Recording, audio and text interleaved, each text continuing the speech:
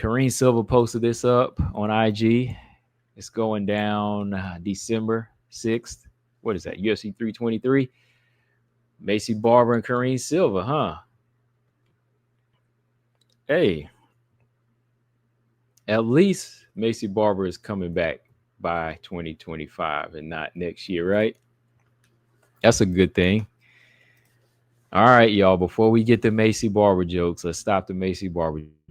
All right, she's got to fight, right? She's got to fight. We're gonna just keep it with that. All right. It's good to see Maycee Barber lined up for a fight. December 6th, UFC 323. All right. That's the first fight announced on the card. More than likely, it's probably. I was going to say it'd be on the main card, but might be on the prelims to teach Maycee Barber a lesson, right? And Karine didn't necessarily look the best in her last fight, even though I thought she won. Excuse me. Oh, wow. That water go down the wrong pipe. Yeah, but okay, Barber's back, and she deserves this fight. By that, I mean she don't deserve a top 5 fight. She don't even deserve a Rose fight. She deserves somebody ranked lower because you didn't show up for the last fight.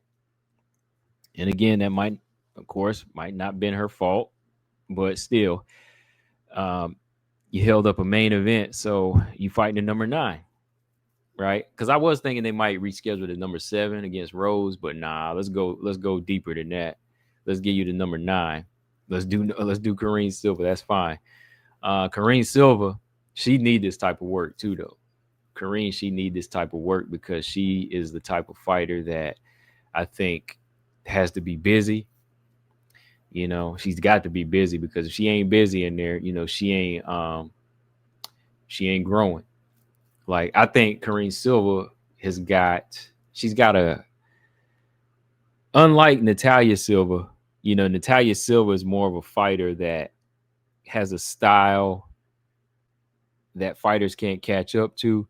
But I think Karine Silva is still trying to figure her thing out as far as where she needs to grow.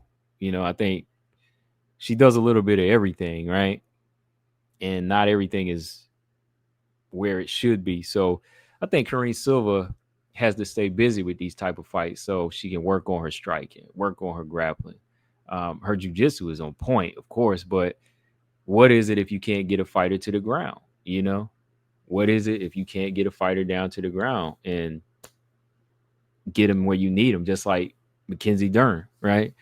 Mackenzie Dern had that problem. You know, her wrestling ain't on point sometimes, and you running straight in reckless. Fighters with good takedown defense will stuff you all day. You know, so I think this is a good fight for Karine because yeah, she did win her last fight.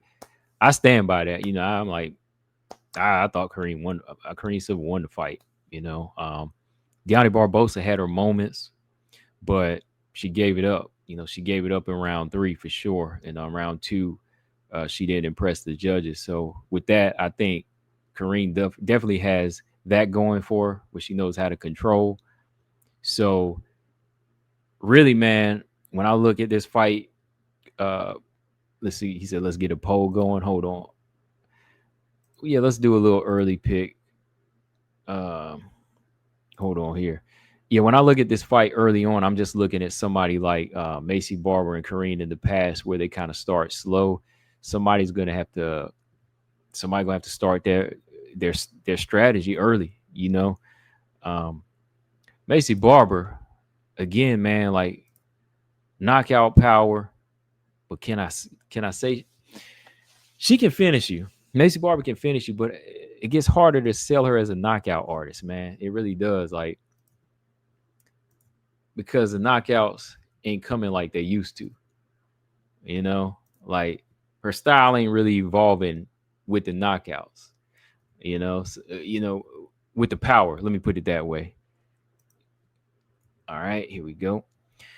It ain't really evolving with the power and you know and the styles and the girls on the come up. So I think that you know we need to see Maycee Barber start to really fight behind her jab a little bit more as well, especially when you a southpaw. You know that right jab is effective, man. Like that's one of your best weapons, you know, in striking, like boxing.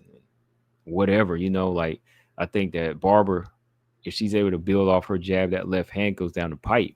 She got power in both hands. Her clinch game is getting better too. That's where it'll get interesting because Silva, she'll like to clinch, right? She'll like to get the fight to the cage, but Barber, when she clinches, she be dropping elbows. She's really fighting gritty in there. That's a style I always wanted to see too. I want to see Barber and Jasmine fight at some point, man. Barber versus Jasmine, that would be a good fight. You know, Barber and Jasmine, that would be a good fight. I want to see like who's like who could get tougher in the clinch, man. That would be crazy. But this fight here, man, like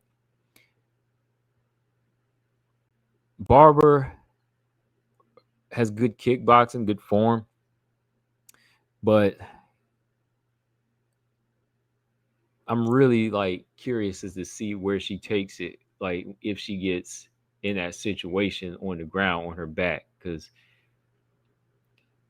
Karine is that good. Like when it comes to submitting you, I think especially against girls who don't really have like a good solid jujitsu background. Because I think Deani Barbosa, since she had history with Karine, was actually a little bit better on the ground than Barber. That's why she was able to get some reversals and almost submit Karine Silva and surprise her. Like Deani Barbosa has good takedowns. So I think a lot of that is what kind of nullified. I don't nullify the Silva's attack, but the one thing here, is Barber's going to have to get that power respect early. She's going to have to get that element of power on Karine Silva to keep her back. Zach says she never straight knocked anyone out, only TKO. Right. Yeah. Like she's hurt a lot of girls, by WMMA standards, like early on, like Jillian Robertson, JJ Aldrich, then Ebos was the last one. Right. But yeah, she's never really like starched anybody like that. So even going into this fight here, like I don't know if like her power is going to be something to really own Karine Silva like that, but it's going to be it should be a good fight though. Paul said Jean Silva is lame. Oh yeah, Deani Barbosa is dangerous there, Mike. Yeah, she is dangerous. She's a dangerous fighter. I just think she needs to really start to tighten up on what she's doing, and yeah, I think she could get in the top 15. Pretty strong too. Marcus said if you watched the Karine Silva fight and Arujo fight, Karine was lighting Arujo up. Yeah. That was a good fight. Yeah, Arujo was landing some good shots in that fight, and yeah, she won that. That was an eye opener for Karine Silva. So, she better hope Maycee's not as busy. Okay, she better hope that Maycee's not that busy in here. And if she gets Maycee in the clinch, she's gonna have to be careful to not stay there too long, or she got to stay in there long enough to get the fight to the ground. That be it. But don't linger too long because you might catch some elbows. And yeah, that's all I got to say for right now because the fight's still like 3 months away, and we never know what could happen. But yeah, we'll hang on, talk more about it later. BJ says Silva's defense isn't there to be trying to brawl with Maycee. Maycee will handle Karine in the brawl. Yeah, Maycee's tough when it comes to like showing out, like just brawling. Yeah, she's tough there. Like I give her that. Sometimes it's tough for her to be in like a rangy, calculated fight. That's her thing. That's why she falls behind. That's been her thing. That's why she's had a lot of questionable decisions because. And that's what I'm saying. If Karine Silva was a little bit smarter on the feet and knew how to control the outside, I would see her more so being able to take this fight against Barber. I could see that. Like if she knew how to control the outside and stay busy from the outside, she could win it. Because Barber gets a little, I don't know, like she gets a little lazy. Maybe not lazy, but she procrastinates from the outside. I remember Uriah Faber was like, "Come on, Barber, we got to pick it up, pick it up." A lot of shadow boxing, against Miranda, Chikagan, Andrea Lee.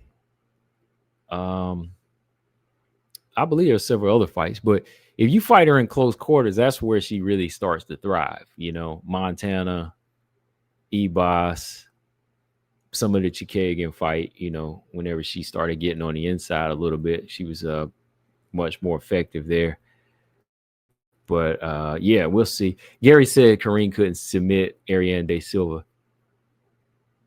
Nah, like Ariane De Silva was on her game in that fight too, especially with her power. Like that power was kind of keeping her it was kind of keeping Karine Silva respectful, and her takedown defense was good too. Paul said the only thing that concerns me is whether or not Maycee is mentally tough right now. I think she has the skills, but I'm not sure where her head is at right now. Yeah. And being in the top 15 right now against these girls, whoever you fighting, man, it's going to be like, you got to be ready, So I hope her head is on straight, because it don't matter who you fighting in the top. That could have gave her Wayne Kong, man. Ooh, you imagine that? Like, what if she was fighting Wayne Kong right now? Like,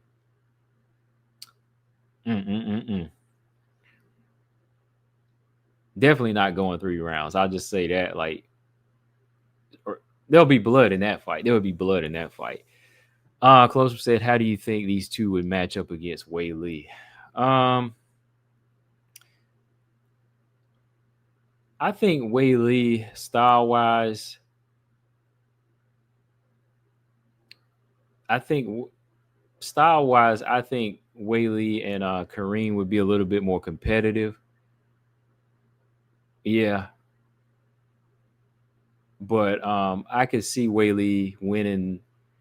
Again, it's MMA, but I think style-wise, I think one Maycee Barber, again, that waiting from the outside and procrastinating would kind of cost her in a fight. And I think Wei Lee's strength would be effective too, like against Maycee. Like, honestly, like, she likes to get down and dirty. She likes to wrestle. I think that she match up well against Maycee, actually, to win. Now, if you want a dangerous competitive fight, or one that Wei Lee might get submitted in, I think that'd be Karine Silva. Because I think, Wei Lee being athletic and strong might be a similar to like Alexa Grasso's approach, not as like sound boxer, but you would see her like popping Maycee Barber from the outside, I think, with speed. And even in the clinch, like you would see her like clinch Barber, take her down, and out wrestle Barber a little bit more. But I think if you try to wrestle Silva like that, I think Silva's already got it in mind, like where to submit you and how to get you in a position. So I think that style wise, Silva's much more dangerous. But let's say if Wei Lee moved up and you want to match her up to get her in the top 5, they both were there, I would match up against Barber.